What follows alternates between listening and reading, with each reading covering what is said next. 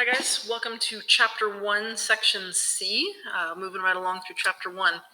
Like I told you last section, we were going to talk more about the scientific method, and this should look familiar to you from the science fair last year, but I want to break it down for you because it's really important as you begin your middle school science time to keep the scientific method in mind, okay? So we always start with a question or a problem, and that question is based on what you see around you. What makes you curious?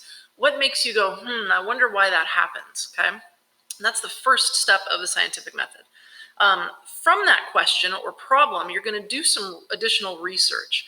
What's already known about that? Because you don't want to waste too much time researching or experimenting on something that's already known, okay? So come up with a question or a problem that you observe in the world around you, research it to find out what's already known.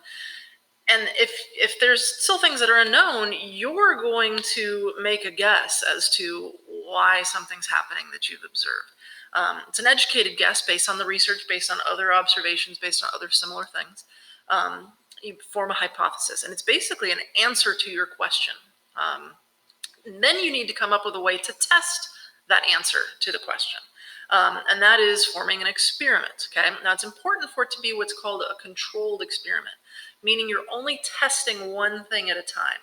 If you set up a test and you've got multiple variables changed back and forth between the two things, like if I have two plants set up and I want to test whether a plant really needs sunshine to grow, but I've got one plant in the dark and I've got one plant in the sun, and I'm watering one plant but not the other, and I'm feeding one plant but not the other, and I, put weed killer on one plant but not the other, I'm not going to know what's causing the difference in my observations, okay? I want to test only one thing between them so that I know if there are any differences, it's because of that one variable that I changed, okay?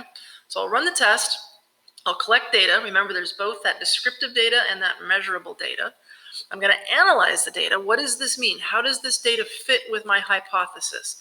Does it support my hypothesis, or does it disprove my hypothesis? And then you're going to make a conclusion based on that data. And that conclusion really goes back to the hypothesis. Was your hypothesis right or wrong? If it's wrong, it doesn't mean you did anything bad. That's just as valuable in science as proving a hypothesis. And then the last thing is you need to share it.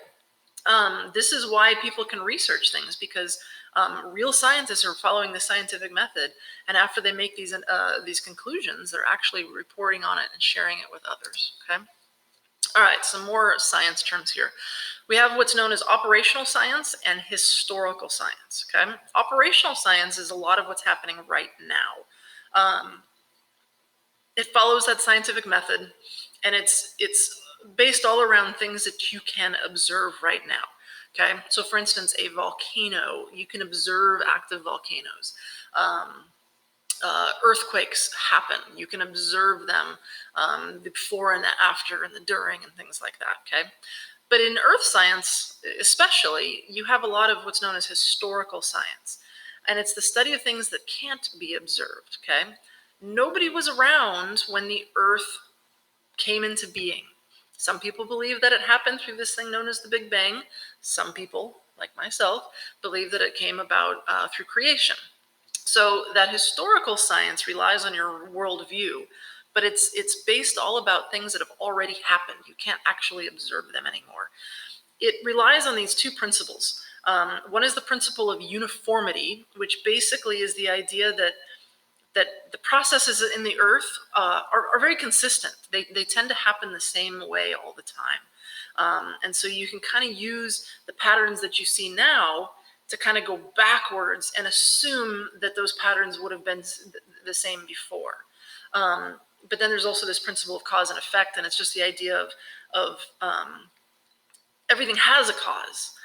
We might not have seen what the cause was, but anything that we see now was caused by something else, okay? Kind of a simple idea. Now, it's interesting that principle of uniformity is kind of broken down in the theory of evolution, which we'll talk about more when we get into that more, and maybe more into 7th grade. We'll talk about it a lot in the next 2 years. Here's some different specialties within earth science. We have geologists, and they're the ones that actually study the rocks, okay? Now, personally, I don't think rocks sound very interesting, but when you start looking at how they move and the formation of them, volcanoes would actually be part of that. A volcanologist, a seismologist to study earthquakes gets a little more interesting. Hydrologists, they study fresh water, whether it's like on the surface, like a lake or a pond, or underwater groundwater, which is where we get a lot of our drinking water. Marine scientists, now this isn't a marine biologist. A marine biologist studies the living things in the ocean. A marine scientist studies the ocean itself, okay, and the composition of the ocean, the movement of the ocean, the current, the tides, things like that. A meteorologist studies the weather and the atmosphere, the things that are happening up there, and they learn how to make predictions about the weather based on the data that's been collected.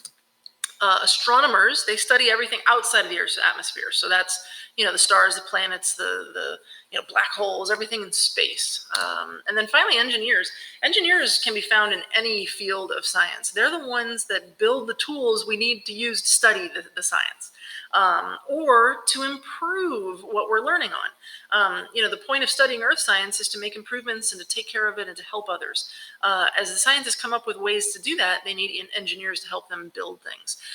Things like desalinators, which can take ocean water, take the salt out of it, turn it into fresh water so people can drink it.